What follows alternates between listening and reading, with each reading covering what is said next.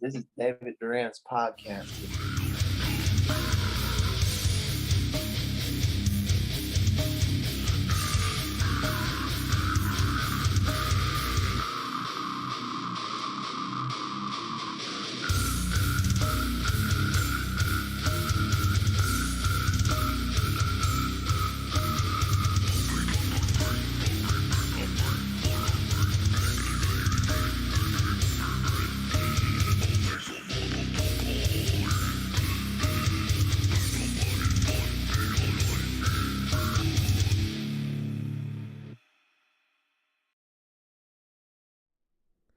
Yo, what's going on, you fucking peeping Tom motherfuckers? This is your boy Mayvizzle here with another episode brought to you by I said peeping Tom. Stop roasting me. Hold on. I got to do the intro. Sorry. My guest is all riled up right now. I got a very special guest here today. We go back a real long time. His name's Esquire Ali. If you haven't heard of him yet, you got to give him a follow on the Instagram. Brought to you by Night Shift Merchandise and Deathmatch Worldwide. I bring to you an enigma, a master of festivities, a fucking brilliant gentleman, a complete class act. He's kind of like if you were like to get Macho Man Randy Savage and then mix him with like, I don't know, like he's pretty much Macho Man Randy Savage 24/7. He carries himself with an insane amount of energy. He used to do all sorts of crazy shit. All right, I gotta let him take the intro. I'm gonna unmute the mic and let him go wild. But ladies and gentlemen, fuck, I'm flustered. This is crazy. I never had an intro like this. Usually I'm very well composed. This motherfucker's crazy. I'm throwing you for a loop, baby. Yeah, here's this Esquire. Is my motherfucking podcast now, baby. Night Schwag merchandise. You know what I'm saying? Death Schwag and Death Schwag. You know what I'm saying? Welcome today's guest. None other than your host, usually, but now he's the guest. You know what I'm saying? Mavizi. You know what I'm saying? Nitro Jeezy. You know what I'm saying? White Deezy. You know what I'm saying? Booty Jeezy. They don't know. I know, though. We know the truth. Damn, man. Yeah, man. Thank you so much. Thank you so much for making some time to come on today. Thank you for having me. Excuse that on the television. Oh, it's all good. I repair something up there. Yeah, you just released a fucking new album, Vanny, and I called Vonnie. Vonnie. Okay. Get the etymology correct. I've heard it twice, and actually gave it a third. I know, yeah, I gave it the third listen. Man, I gotta tell you, this shit. I was hating on it 2 times through. He's like, I'm not fucking with it. And I was like, how dare you? Yeah. I know. No, that I'm not gonna lie. That shit. There's a lot in there. There's a lot condensed in this fucking album that you made. Yeah, he's got merchandise. You still selling the NFTs? You still got Esquire Ali NFTs? I made bro right here into an NFT. Go Black Man. That's fucking sick. Yeah, that's there. I got some other shit. Hold on. Yeah, but the album's going crazy. You know, nothing new. We do this. Yes. I'm sure you know. I'm sure they don't know though. We've been doing this for years. You know what I'm saying? This is nothing that started overnight. You see the captain? Damn. That's fucking sick, dude. You see him? Come on. We do this, but just know it took a long time to get here. This is not something that started overnight. This ain't no industry plant shit. It's a combination of a lot of hard fought years, a lot of bloodshed, tears shed, and we still here. You know what I'm saying? A lot of motherfuckers folded on this journey. A lot. And just to be here and still celebrate, still pushing this shit. We up, this the year. It's like I can just feel it in the air. It's something different going on. Yeah, man. Yeah, so for those that don't know, Esquire Ali is based out of Sacramento. Like Yeah, you've been there. Like I met him in Chico, California, back when I was an artist. Back then, like I went out there to Chico for a weekend, and and it stayed for the rest of his life. Got hooked. yeah, it turned into 2 years, and I remember I was trying to get involved in the music scene, and my cousin told me there's this crazy ass dude that just shows up with speakers at people's houses, like during house parties, and Yes, sir. he starts performing, and I was like, who is this guy? And he was like, oh yeah, here, find him on Twitter. He's on Twitter and shit. So I linked up with him through Twitter.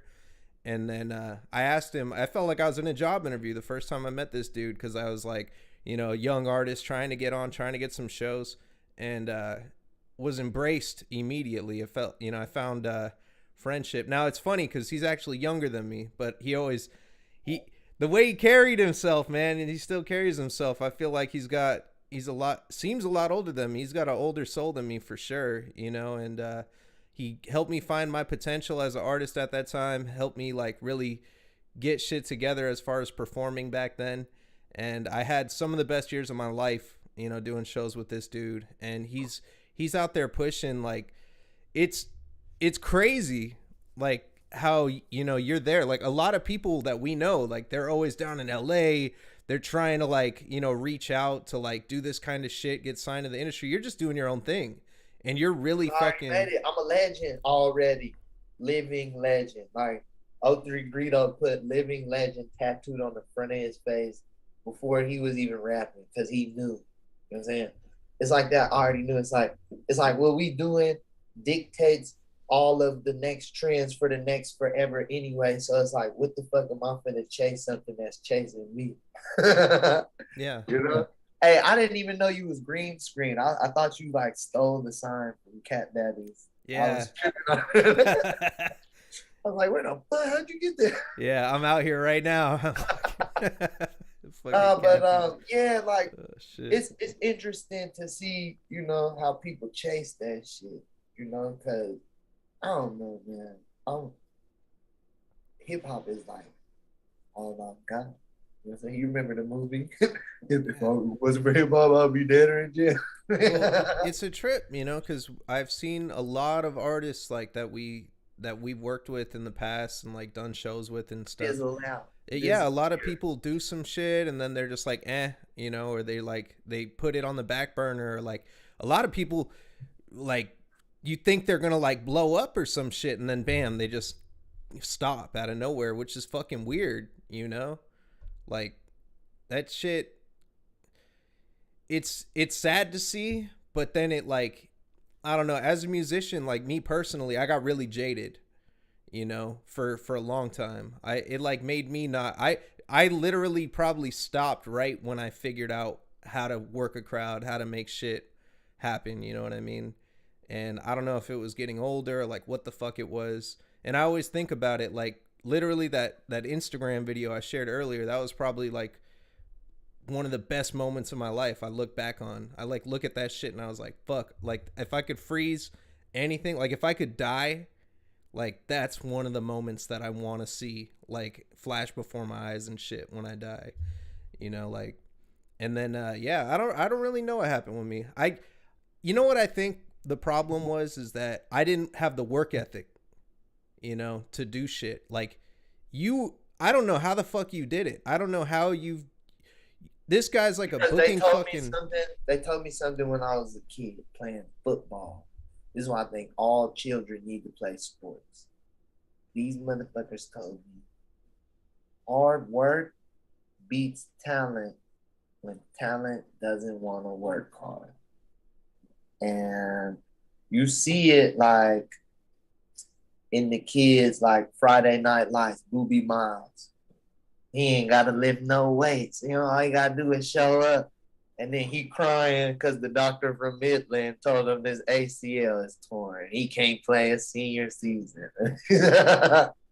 So it's like, you know, you can have all the talent in the world, but you really gotta put the work in. And I'm a motherfucker that's like, I don't, you know, I get into this. I already knew I was the GOAT before I put the work in. You know what I'm saying? And that's something you can't really coach. You can't teach that. Like this just desire to not listen to, you know, what motherfuckers think about you, you know? Because the only way like your perception of you can be shaped is if someone can convince you you are other than what you think you are. You know what I'm saying? Like, I don't know, just growing up, you hear you stupid, you dumb, sound like shit, smell like shit, then you flip it on them. You know what I'm saying? And you start to like, you become everything that they told you they hate about you, and you flip it on them so much that you teach them to love it. And then it's like, it's a sick fucking obsession people have with each other. You know, it's like a Andy Warhol type thing. Like, you know what I'm saying? Nigga thought he was ugly, but he was still dressing up and hella, like you couldn't tell him he was ugly because he probably thought he was uglier than what you could tell him already. Like, so it's like, what are we talking about? I'm my greatest critic, my number one fan. You know what I'm saying? It ain't shit. And then if you do steal it from me, so it's you can't convince me I don't feel this way about myself. And then if you do happen to steal it and run off with it, I can't even get mad at you. That's what you're supposed to do. You know what I'm saying? You're supposed to steal this style because this is God given. I'm channeling this. This ain't me. I didn't invent this. You know what I'm saying? I'm just breathing the same air and I'm tuned to a certain frequency that other people happen to be. And it's just like, man, you can't let nobody take your motherfucking shine away. I say keep shining. You gotta shine always. And it's like the important thing, a lot of motherfuckers just be out here alone, you know?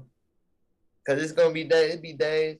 I'm not the shiniest star in the sky, and I need a reminder, you know, and that's important to not be alone and to have things around you to like reinforce everything, like if I didn't have this, I don't know where I'd be. I don't know. This is everything. And it's just it's me as a Lego. Wait, when this motherfucker, when you were fucking like your shit has changed so much like over the last since I met you, man. Yeah. And I remember like you were already at a crossroads like with your music and shit. Like when I met you right after you dropped like one of your first projects, and I you was telling totally everybody to party. you switched it up like Yeah. hella quick. You did something totally different. How how much would you say the growth has been since then, since Chico? You know, I feel like the growth has been exponential because where I was at that time, I was in this like state of denial about what it was I was supposed to do with my time here. Um, I felt very misrepresentative of what I come from. You know what I'm saying? And I felt like I was abusing my time, abusing my presence. You know, um, there was a time where I didn't think about too many constructive things. I didn't think about the future much. I didn't think about things that were healthy to the mind, to the spirit. It was just about fun. That's it. Love yourself, have fun. That's it. yeah, Until what I'm saying, shit like that, shit you do at that time can impact you for the rest of your life. You know what I'm saying? Like, and I had to wise up about what I was influencing people to do. You know, um, And this one, like where I'm at right now, I really feel like confident and comfortable in my position in like what I mean to my community, what I mean to my generation, what I mean to my culture. Like I feel more equipped to represent. I feel like I've seen more and I know more and I want to learn more than before, you know? Um, so it's just like this the biggest thing that changes is not so much fun no more. You know what I'm saying? It's game time now. You know what I'm saying? We going for the jugular every time. Yeah. You know, before it was like we gonna dance around like Manny Pacquiao, give you a little pop, pop, pop, pop, pop, run around. Ha, ha, ha. Now it's like haymaker after haymaker. You know what I'm saying? If I'm gonna throw a punch, it's gonna be the most calculated. You know what I'm saying? And then I'm not gonna let them touch me. You know, money man. You know. Yeah. That's dude. I get what you're saying. Like, after really listening to the album, I'm an idiot. That album's like an onion, man. I gotta really tell you, like, at on the top layer, you gotta really peel it back. When you I didn't realize what the name of the album meant until you just pronounced it the right way, and I'm like, oh shit, so this is some personal ass shit. Like, what the fuck? How did I not notice that? How the fuck did I not notice that? Over your head like a flying saucer. Yeah, straight up, man. It could have been the time I was in. Like, when I listened to it, I was in my car. I literally just got off the phone with you, and then I was like, all right, I'm gonna listen to this shit. And then I don't know what I was expecting when I was listening to it. I've been Nah, but listening that's to, the thing. you Like know, I'm just trying to figure out how to properly expose people to what it is we got going on. Because like when I look at like Roddy Rich, for example, right? He's just coming off, you know, the biggest late at night. It's me. He crossed over into that like stepmom money of hip hop. mm-hmm. And he dropped the album And it, that, you yeah, know, it's kind of received as a flop. And I was. So check this out. I didn't even know that album. That's funny you mentioned that because I didn't even know that shit came out. And last week I was like, you know what? I wonder if Roddy Ricch has dropped anything new lately other than the single that I heard. And I looked and I was like, oh, what the fuck? He dropped an entire album. And I was like, I'm listening to this shit. And I remember like, I've never skipped songs on a Roddy Ricch album to try like, and hey, find hey. Roddy Ricch.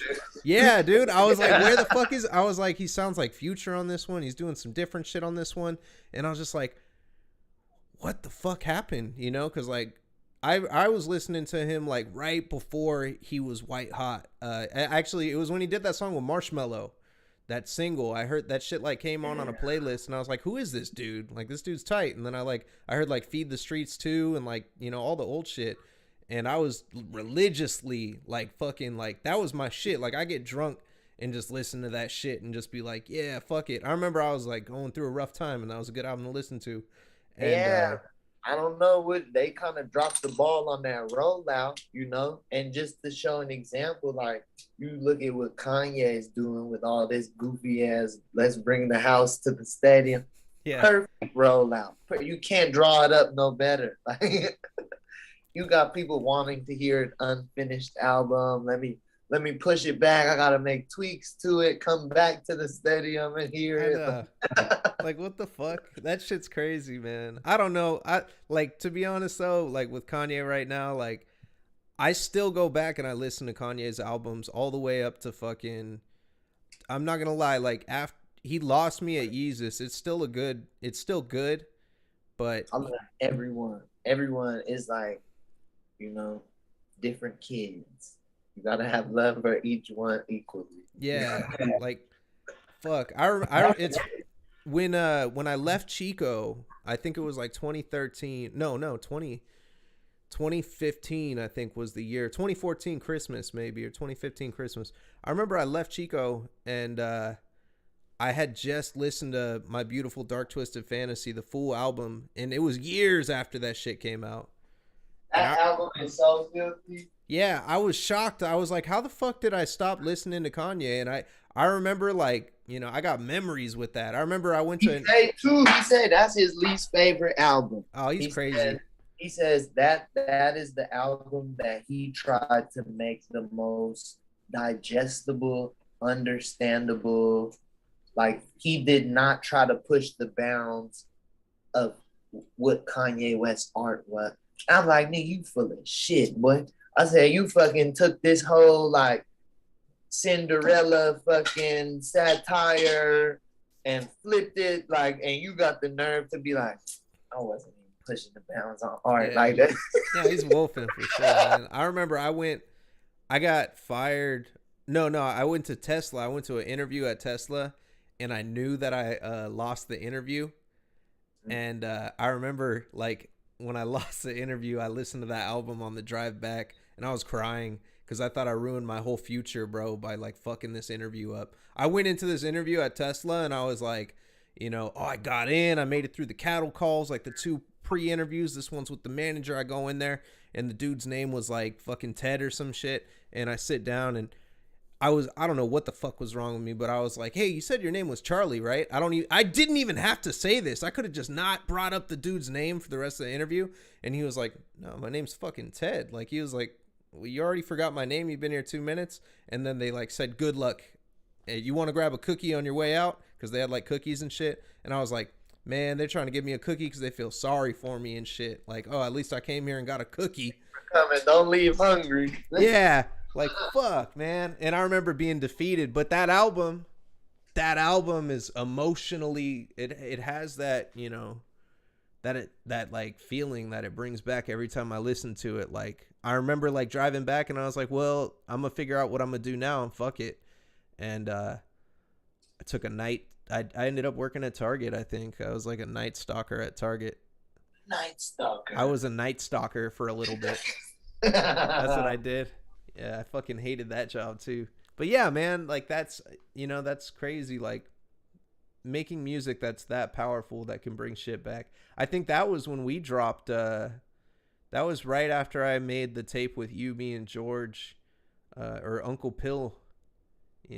Put all of us on there. That shit's crazy, man.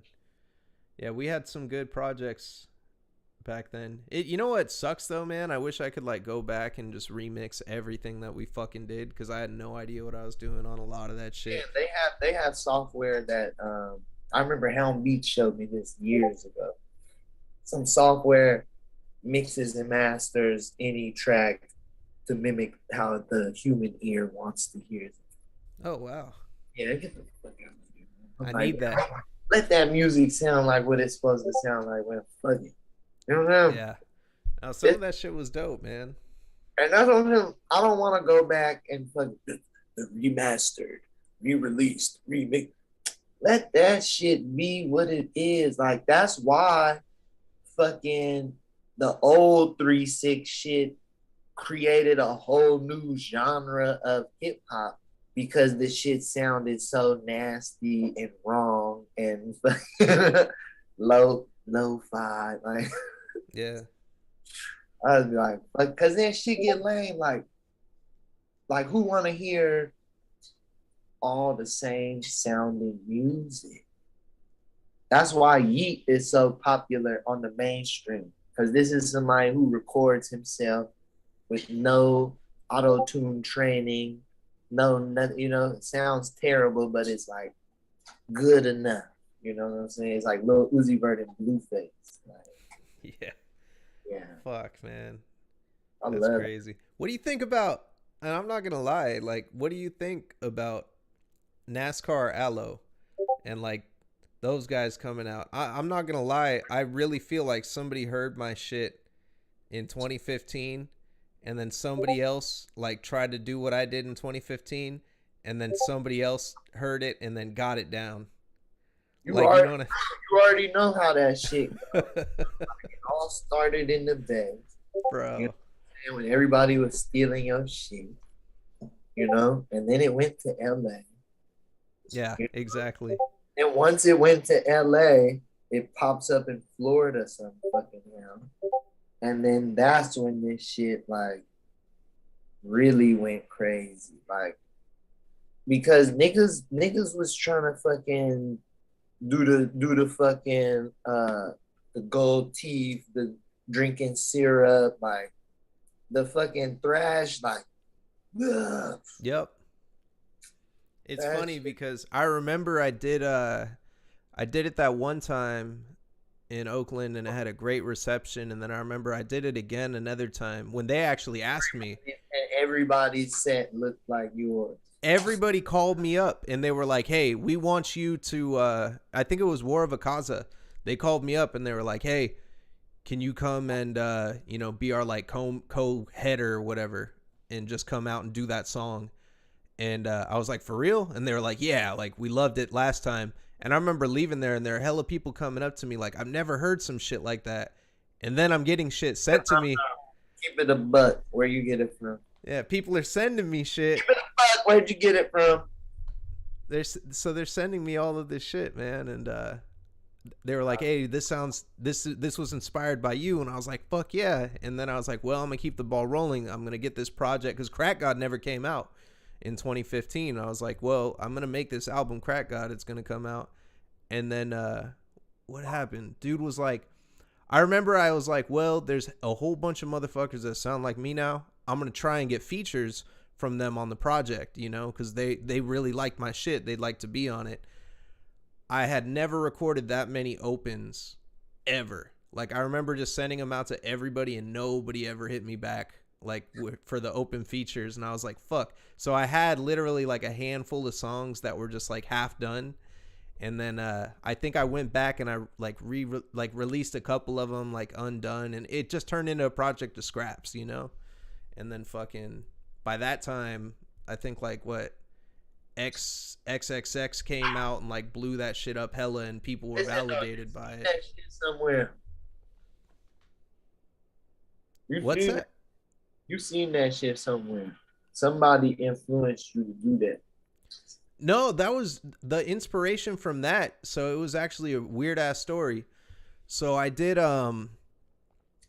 was at the studio, or it wasn't even a studio. It was one of our homies' houses, and I was in there, and I was trying to get all these motherfuckers to eat these hot peppers off of fucking. I was trying to get them to eat peppers. Like I just brought this big ass bag of these hot ass chili peppers this dude gave me at my job, and I was trying to get him to do it on camera to put it on YouTube because I was like doing stupid ass shit on YouTube at the time. He was just like, ah, ah, That ah. I said, you know what? Fuck this shit. Give me a beat. Homeboy gave me the beat, That and sounds like the bitch you guessed this story. I ate it, and he went in the other room, and I fucking yeah, that's what happened. That's how it went down. And I literally yelled it, and it sounded like shit. The first take was like just straight shit, but he heard it, and he was like, "Yo, I kind of like this," and he took my voice, chopped it up, quantized it to like time it better, Do you and know how bold of a statement this is? huh. You were saying like like fuck DMX. No, that's definitely where like the Even Fred Durst. Fuck I didn't know. no, Like fuck that's all of them. that was that I'm not gonna lie, man. That Fuck shit. Rage Against the Machine. Fuck and this is just kind of like the hip hop esque feel. Like we ain't even getting into no Yeah. brother bad brains, no. You know what I'm saying? Cause I'm like, who's really claiming this style outside of White Django? Who's the inventor of this? You know what I'm saying? Yeah. Oh, that's me, bro. We're deeming as SoundCloud thrash rap. I Like fixed it. I fixed it. There were bands that were doing it for years. There were artists that were doing it for years, and it all came out, and we agreed. I was talking to Corpse Pile about this last week.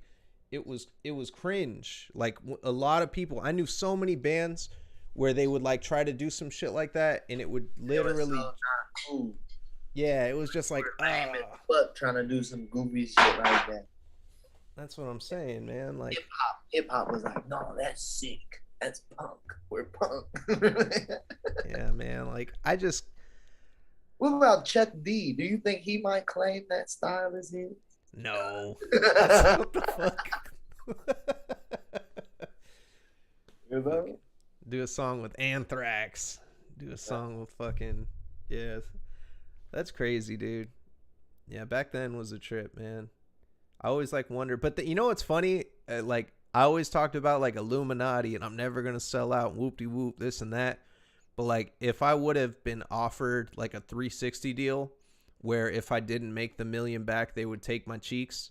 At that time, I would have totally signed to that shit. I would have been like, "Yo, fucking Universal, put me Happy. on the thing. I'm a fucking do the shit, whatever. I'm gonna do whatever I got." I would have been Bobby Shmurda, like in front of like the executives. I used to watch that video and think that's gonna be me, dude. Watch, they're gonna fucking have me sitting there in a boardroom with a bunch of motherfuckers like being all crazy in their faces and shit. Like, and Still it's do. huh? Still do. They're still looking for that. Like Tizo touchdown is exactly that. What the fuck, dude? I'm like walking around with them nails in his hair. You see Yeah. I that? remember there was one night I literally sent Birdman a message. It was after I recorded. I started DMing like hella every. Bro, please. I said, Birdman, I'll do whatever you want me to do to fucking to get signed. I said I'll do whatever it takes, Birdman.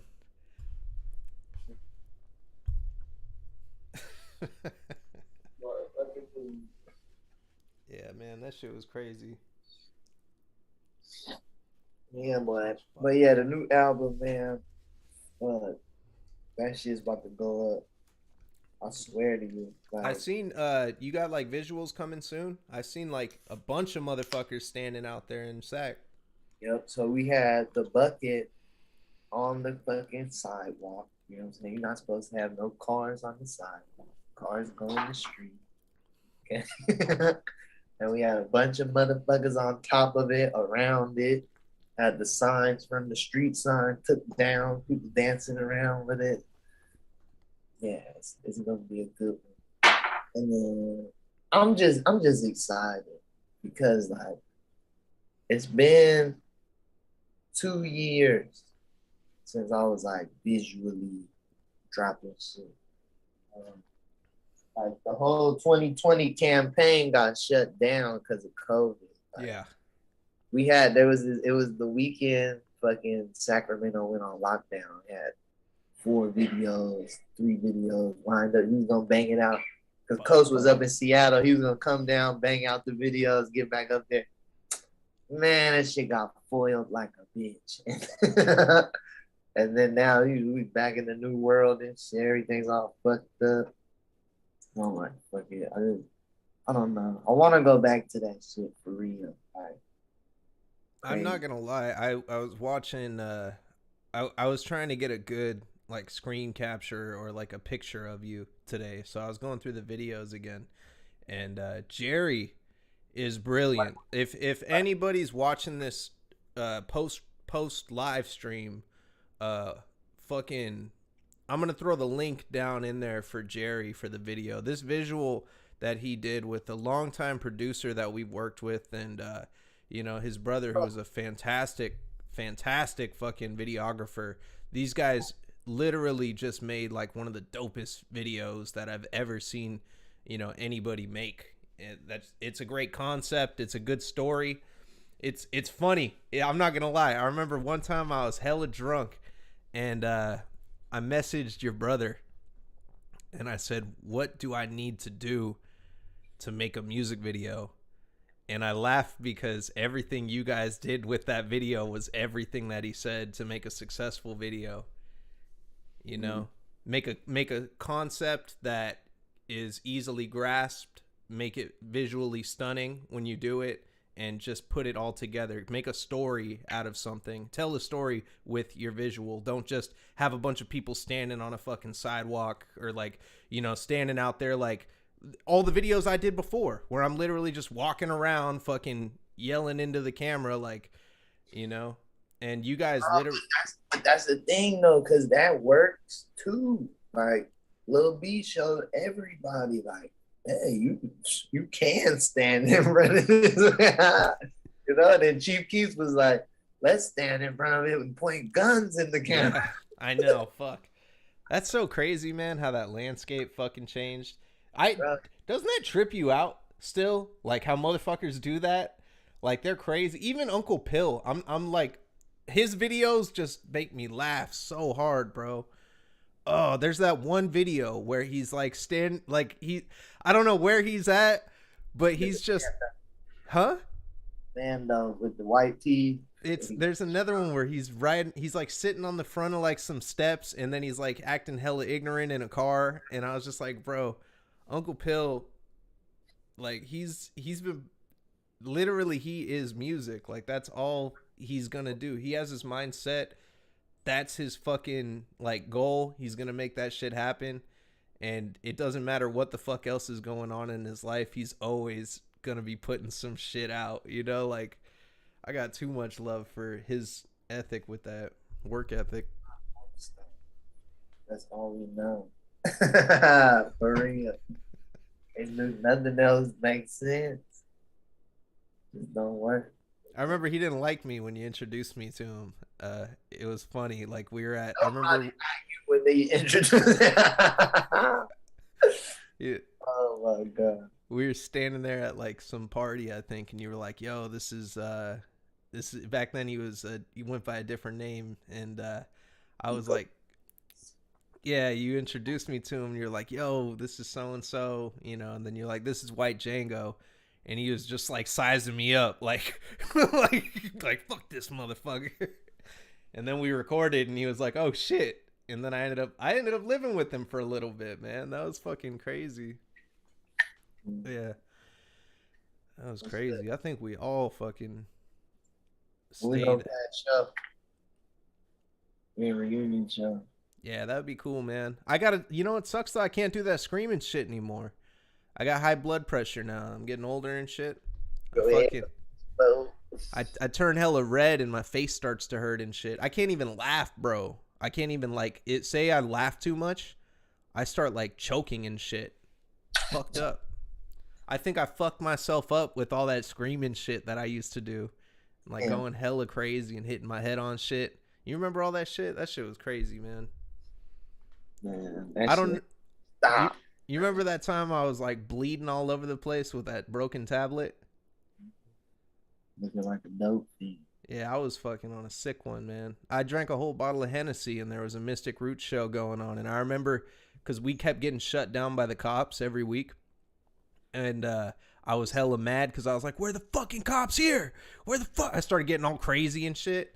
And yeah, I was just hating. I was mad.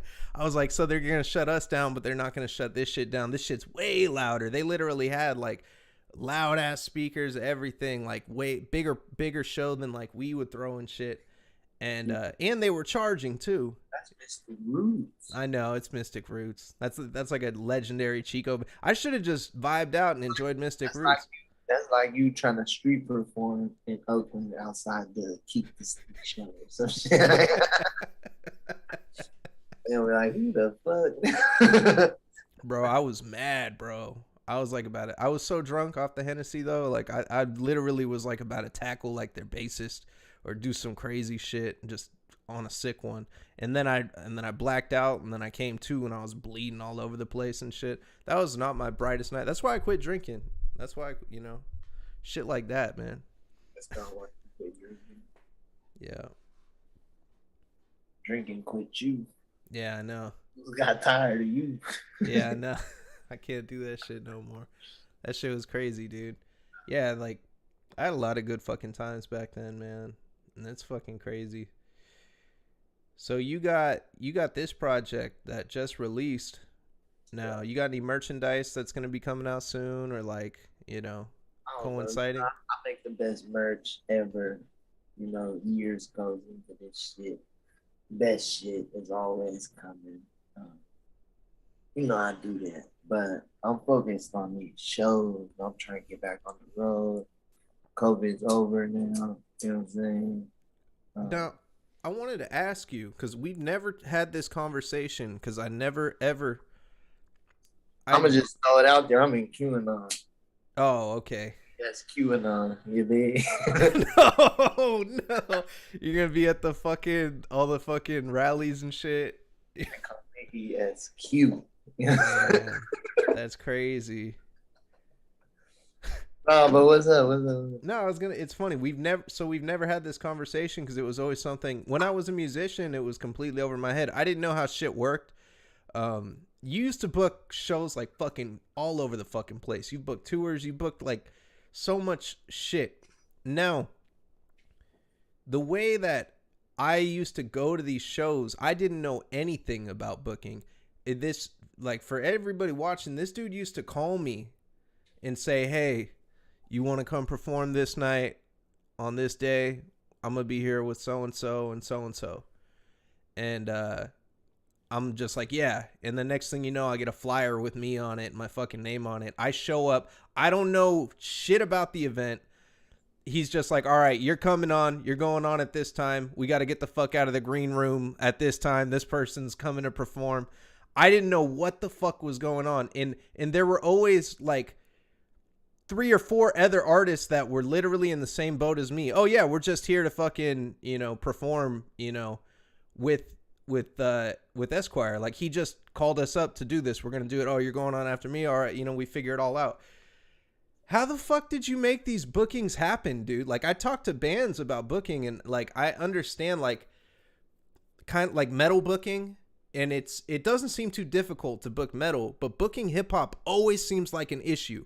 I remember whenever I would try to book shit for myself, all the fucking time people would tell me, "Oh, well you got to sell fucking 100 tickets and you got to fucking, well here, we're going to give you 50 tickets and you just have to have 600 for the night and you're going to be opening for like Nicotina or opening for this person or this person."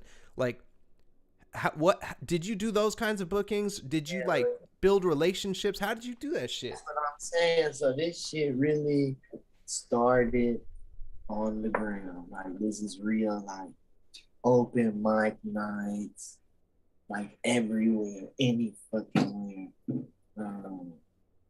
And then just like playing like little shit. Yeah, you do the little pay to play, sell X amount of many tickets. Those shows would be the ones, because then it would be like we got 20 minutes.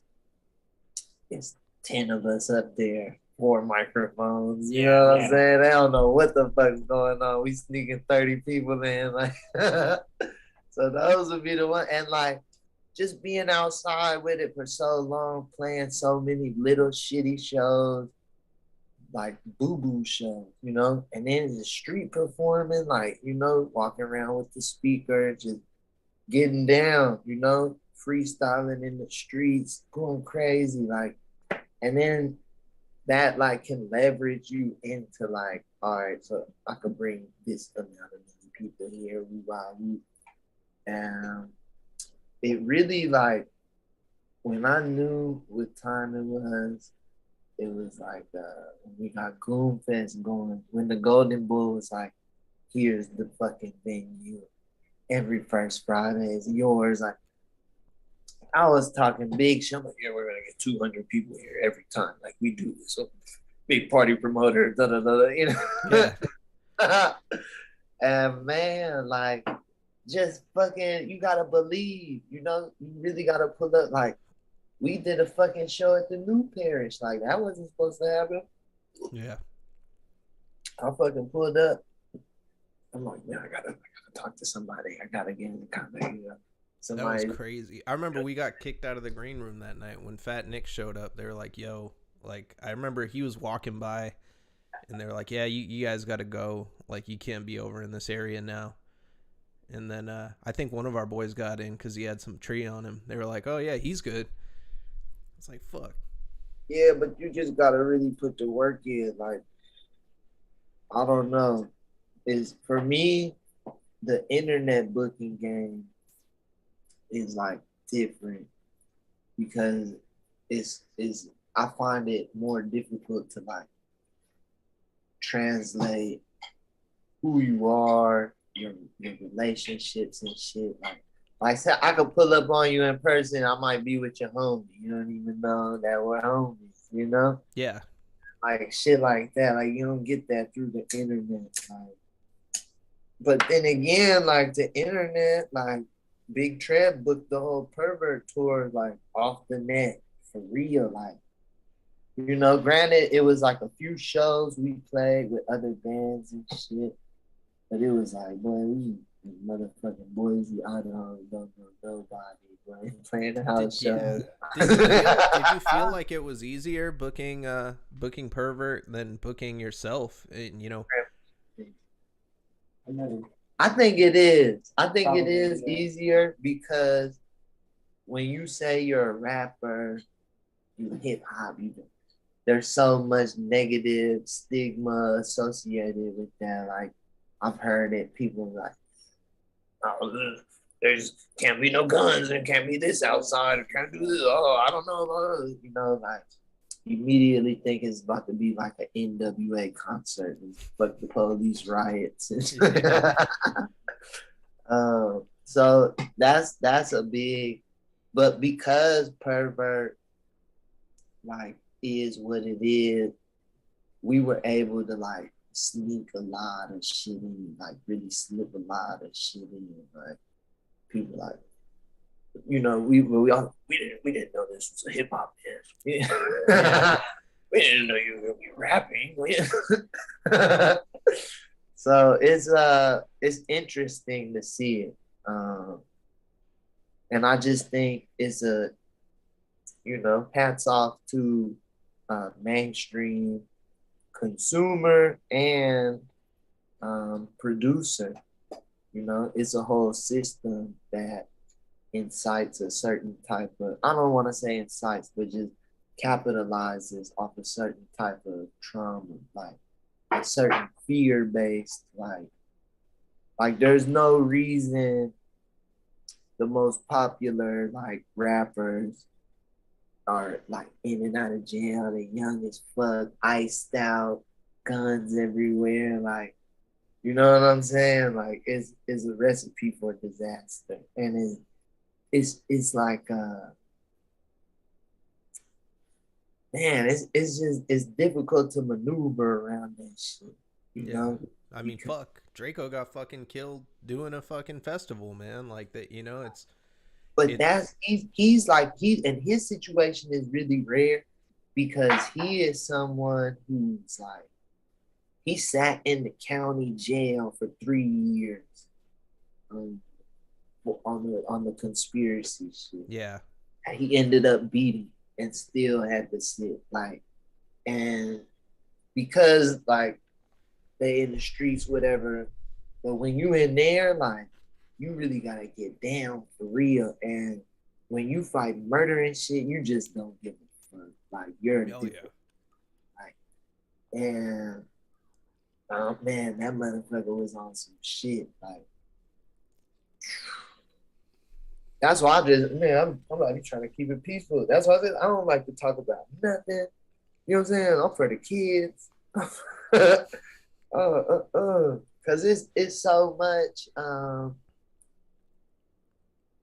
like Snoop Dogg impresses me how he's been able to like evade all of that. All of Yeah. it. Like granted in the beginning he was right in the thick of it. Like Snoop Dogg was this close to, going down for murder. Yeah. That's the case that they gave me. Yeah. He the hip hop police, I think he told That's fucking crazy, man. Now he's cooking with Martha Stewart and shit. Well, that was a while ago, but like, Yeah, now he's an NFT legend, like just surpassing every decade, like continue to grow. It's a trip, bro. Like, but for example, all right, so look at like I'm looking at like outside of like the mainstream, the guns, and, Zans and all that. Like the hottest shit is like the underground, like Zilla Kami. He yeah, like yeah. stupid hot. You know what Another I'm saying? guy that kind of sounded like me. Right. And that's what I'm telling you, like, boy, you tripping. Like, as soon as I seen Takashi 6ix9ine, I was like, this shit is crazy. Like, the Weeknd's probably gonna make music like that soon. That's gonna be his next sound, like super turnt, like Travis Scott turned up. You know, That whole shit, boy, that Travis Scott shit, boy, like the thing about The Weeknd is like he's the GOAT. yeah, but I wish that we got 2 weekends. Like I wish that when he started doing what he does now, I wish he like just divided like an amoeba or some shit like into 2 different weekends, and then we get like one weekend that still was kind of like the old weekend, and then we got one weekend that does what he does now. Because I like everything The Weeknd does.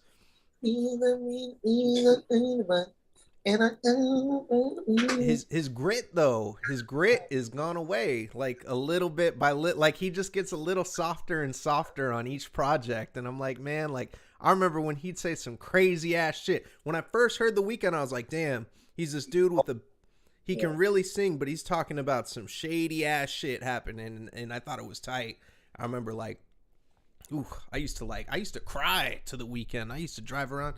I remember when I was on one of my first dates with my wife. I remember like, Yeah, but that's not hot though. People don't want to hear that. yeah, no, exactly. Well, that's what it's all about. Look at Roddy Rich. His music is drastic. It's once you get into that system, like mainstream hip hop, like who's really consuming that shit, like, you know what I'm saying? You know what's funny about Roddy Ricch though is that he announced like less than a month after I think the release of that previous album, he said, "Don't worry, Feed the Streets 3 is my next project and it's coming soon." I'm like, "Oh, you're trying to go back to that sound." BK is bad. You don't think so? It's over. It's like Damn. what's the point? You go mainstream and then you just trying to make some street shit again. Yeah. Only person that can do that is Future. Consistently. Yeah, future determines whatever the fuck he wants. He determines his own future. You to go real. Yeah, I fuck with Future, man. I remember when we first met, it was before Future even had like that sound that he has now. He was just starting to get that shit. I think there was a song that came out around that time. It was I Remember. I think that's what the song was called. I Remember. Like, and that was Future. And I forgot who else was on that song. I haven't heard it since probably fucking around that time. But like, I remember he just like switched it up. He started going hella crazy, and I was just, oh, he's brilliant. I fucking love Future, man. I like, dude, everybody tries to sound like Future at some point. Even Roddy Ricch tried to sound like Future on his song with Future, and I'm like, look, like Future's doing Future on the song. You sound like Roddy Ricch on the song. I made a Future song. Yeah. I made a Future songs. Trap Yeah. Jimbe. Trap Jimbe was a Future project. Cause I went to the Bay one time. I took that Gunestrian shit to the Bay. You know what I'm saying? I crafted my own little sound for it, and I was like, I'm ready to take this outside.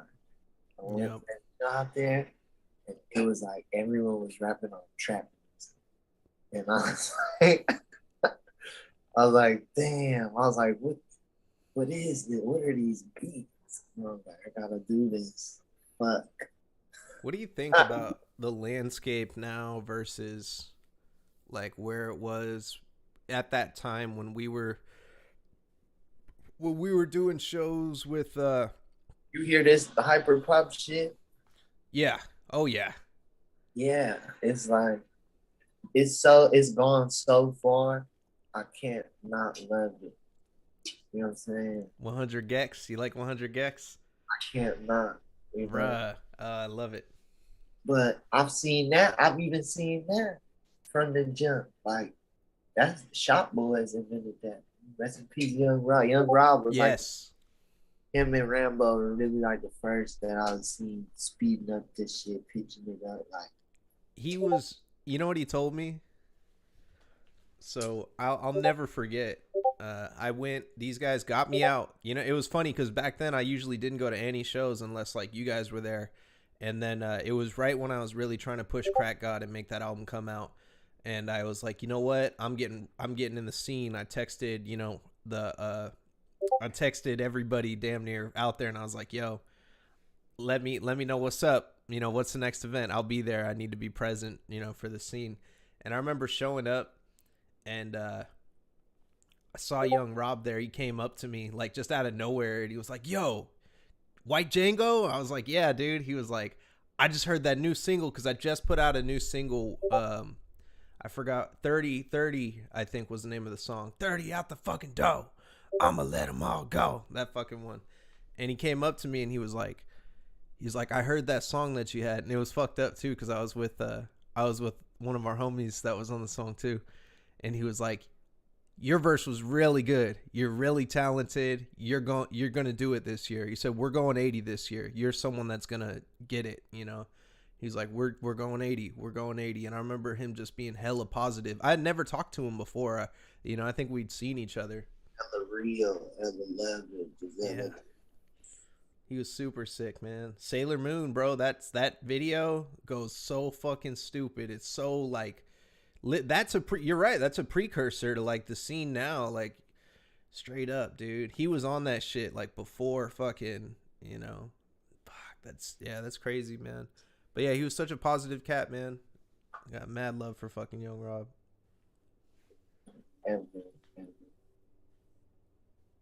Man. Yeah, that shit was crazy, dude, back then. Had some good fucking times. I'm saying, though, I'm keeping this shit lit forever.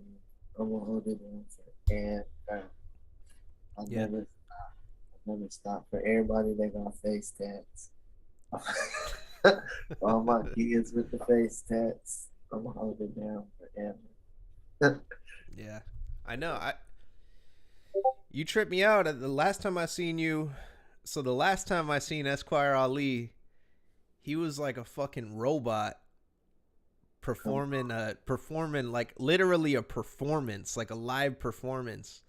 And everybody was like, what the fuck are we witnessing? And they couldn't like unwatch it. Like it was just something that you see and you're just like, you're captivated by it, and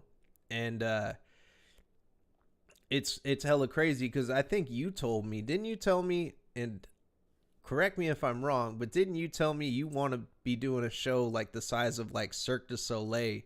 I'm trying to do a show with Cirque du Soleil. Yeah. I want to like lift that up, really do the whole collaborative, like I do all the music, like I got the dancers, all that. I'm gonna do a big collab. That's the dream. And I see it. I'm close. I'm very close. Yeah, man. That would be fucking killer. Like I think you definitely have the mind to fucking make some shit like that happen. I think it's some Russian shit, so I don't know. Yeah. But yeah, that's the dream. That's the dream. But hey, man, that Russia shit is crazy, boy. Yeah, dude. That's just fucking.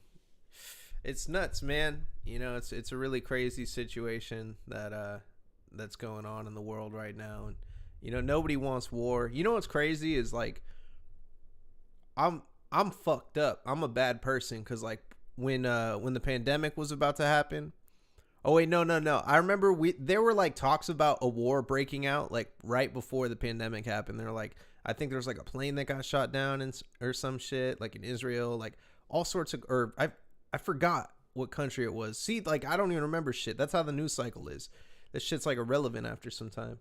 But like I fucking remember like that shit happened and then the pandemic happened, and I remember saying to somebody at that time like, fuck, I kind of wish it was just a war instead of a pandemic. And now now we got a pandemic and a war, and I want to say the war is all like that's just like equally as fucked up because it's terrible. You're literally seeing people. I can't even look at videos of that kind of shit, man. It's so upsetting to me. Like I love blood and gore. I love blood and gore. I love wrestling. In wrestling, I like blood and gore. But when it's like actual like malicious shit happening to people, I fucking can't look at it. It hurts. I'm older now, and I think about my own mortality. You know, when I see this kind of shit, I used to, like what triggers me, bro. What really gets me when I see people hit the back of their head in videos and shit like that on the internet. Like, I can't watch that shit anymore because I've done it. I've known people that have hit their head and fucking changed their whole life, bro. Fuck them up. I seen a motherfucker, boy. I'm talking about a couple months ago, but my young boy stood up. I need to sit down. Man. So he ain't gonna sit on the counter. Stood up tall, motherfucker. Oh, boy, Oh, noggin straight to the tile, but heard that motherfucker bone hit the ground. Like world star audio. You know what I'm saying? He on that motherfucker. yeah, fuck. You know what I think did it for me now that I think about it? Because I always think like whenever like someone's really triggered by some type of shit, it has to be some sort of trauma. It has to be something specifically that happened that makes you like think about that kind of shit. And I think I just realized it. One time I was hanging out with my wife in this kitchen and she was very dehydrated. And I remember, yeah, we that's she didn't like stiff Was up or freaking nothing. out. He was like, don't get up, or No, you live. she fucking stands up. She's like, I don't feel good, and she starts walking to the bathroom and just straight backwards. Yeah, I seen her head hit the tile, bro. I ran over. I was terrified. I thought, my wife was fucked up, man. I was freaked out. She gets up. She throws up immediately. So I'm like, concussion. We go straight to the hospital. Hospital's like, no signs of a concussion. You're good. You're extremely dehydrated. And she's been fine ever since. Never had any issues, like. But I think that probably, because before that, I'd never really tripped off of shit like that. But now that I think about it, that's what it is. So now I got to figure out how to get over. You have to protect this motherfucker. Yeah. Yeah, bro. This is the most important piece of the body. I know. I remember there was this one of the craziest dudes that we ever like met. I remember it was this one cat we used to kick it with who was fucking crazy. And he used to always just say the most off the wall shit. And I remember I told him, "Yeah, man, I got so mad I like socked myself in the head." And I remember he looked at me and he was like, "Why would you ever hurt your noggin? You need to protect your noggin." And I was like, wait a minute. Like, it stuck with me because it came out of this crazy ass dude. But it's like, even if this motherfucker's saying it, that's something I got to remember. You probably don't think that dude's that crazy. But you know who I'm talking about? I'll just tell you this. He followed us home from a bar one day. Captain Feather. Yeah. Oh, fuck. I forgot. That's my dog. Yeah. Bro. Have you still keep in touch with him? Have you when's the last time you seen him? Damn it, years. Yeah. Years. I hope he's doing good. The last time I seen him, he was like holding down this warehouse. This dude was letting him stay. And all he had to do was work on cars that the dude brought through him. He was like an engineer, right? Wasn't he like he was always working on? Yeah. He had blueprints for a hydro-powered car. Yeah. He's the thing. Talk about like a fucking talking about onions, bro. Like we were talking about the album. Like that guy is a fucking onion, bro. He got layers to him. He's you would look at that guy and never fucking know the type of shit, He was that's he was a good dude. He turned out to be a good dude. I was really fucking just tripping off of that.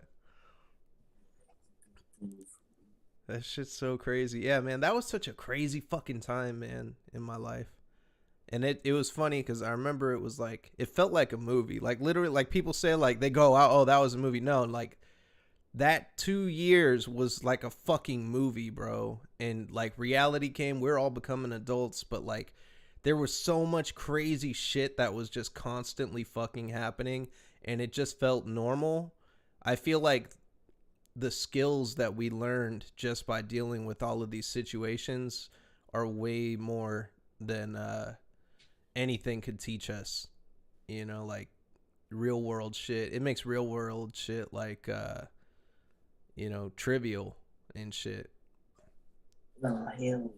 No, you don't think so? I just feel like Chico is like a little portal. Like how Hollywood is a portal. Chico is another type of portal. Where time don't exist. Like Vegas is a portal. Yeah. Time don't exist there. You get stuck there. Like Yeah, you can. quicksand land, like You know what got me? I worked for a plumber out there. He was a local plumber, and this guy couldn't drive, and it was because he had hella DUIs.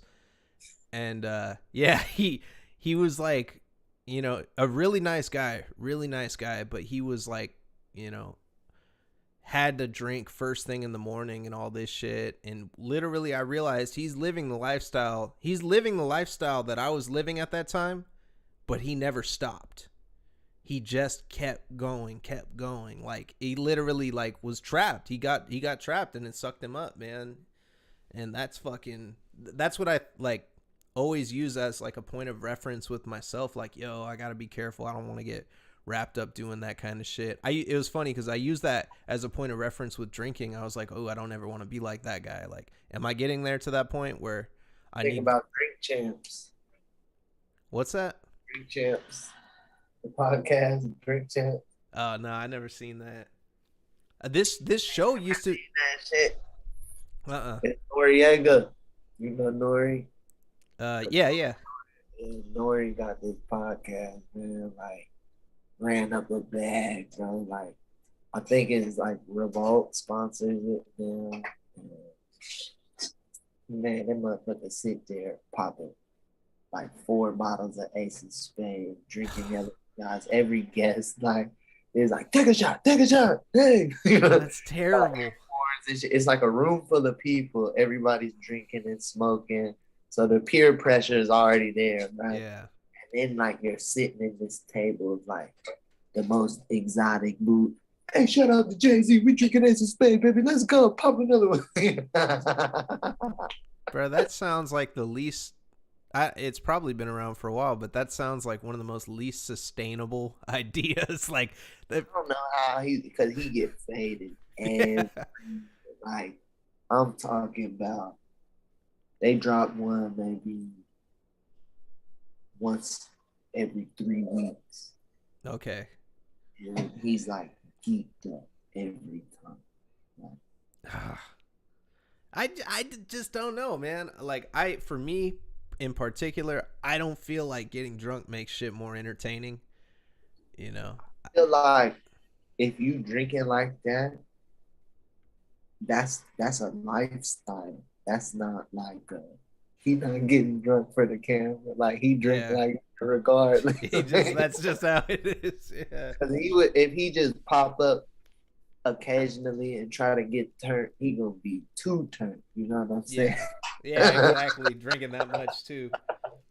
Jesus Christ. He's the drink champ. When I started this show, before it was a show, and I got night shift and deathmatch. You're getting faded, huh? I wanted to be a game streamer, so like, I would come on here, getting butt naked, huh? Play a game. No, that's on the OnlyFans. That's everybody watching this too. I forgot. I haven't mentioned it on the show in the last couple of weeks, but all my links. No, click on all my links on everybody watching in my Instagram and my Twitter. Click on all my links. There is an OnlyFans on the bottom if you want to subscribe. I have content that is consistently on there. I don't. On there? What's that? Put your PP on there. It's all me. Yeah, it's all me. No, you put your pee-wee on there. Yeah. I mean, dude, it's OnlyFans. Like, you gotta like do something. It's money, Go check it out. Look at it right now on your phone. Huh? I don't have OnlyFans. No, you can look. You don't need like app or anything. It's a website. Oh, for real? Yeah, like go on my links. You lying. I'm not lying. Go to my Instagram. What can I see? Is Huh? it on? Is Uh, it on his? It's on my Instagram, like on my links. It says all my links. You scroll to the bottom, and it should have my OnlyFans. Where the previews at? Can I see something? You ain't got nothing on here. You're a fraud. I'm looking right now. You didn't look at it. You a Yeah, yeah. There fraud. you go. Tap on it. You got to tap No. on it. Yeah, you a fraud. There's no OnlyFans. I know. I put that there for for when people click on the OnlyFans. How many views is that thing at now? Is that like? I think it's at a couple hundred.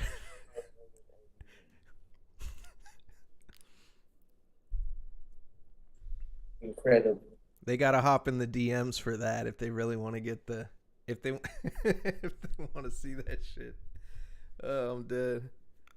You got me. Yeah, man, that shit's great. I was trying to see your digital dick, man. Nah, you know what's fucked up? So you know where that picture came from? Actually, some dude sent Where me. that fucking Harambe bullshit came from? Well, no, remember when the stimulus checks were just being like mentioned in the news? Everybody was sending me that shit saying, yo, just sign up here to claim your stimulus check. It was like right in the beginning of the pandemic, and you click it open and it's a fucking the gorilla flipping you off and shit. I sent it to my homie. It was fucked up because I sent it to him. Him and his girl were going through hella financial problems at the time, and he sent it straight over to his girl. A dickhead. He was like, huh? Do that thing. I didn't know. I didn't. The thing is, I didn't know they were going through problems until he told me hella mad after he sent it to his girl. I wouldn't do that. That's terrible. I'm gonna do that shit. What's up? I'm about to get off this bitch. Oh man, I thought we were doing 6 hours. Hell no. What Well, we gonna do? Rap battle? huh? Yeah, let's go. Oh, what's up, Oh motherfucker? You got man, a bead head, boy. You look like Mr. Pringles. You can't even see straight, boy. Cockeyed like Bebo Lottie. I'ma turn it up, hit the lotto. Boy, you look like you sit down on the potty. What's wrong with you? What's wrong with you? I'm smoking gas. I got strong issues. I'm turned up. I need a long tissue. What you know, man? All right, I'm out of this bitch. Thank you for having me. yeah, absolutely. Everybody, check out the new album Vonnie by Esquire Ali. I'm gonna put all the links underneath, and then merchandise. Will be coming soon. Make sure to follow him on his Instagram. Follow him on his Twitter at Schwag.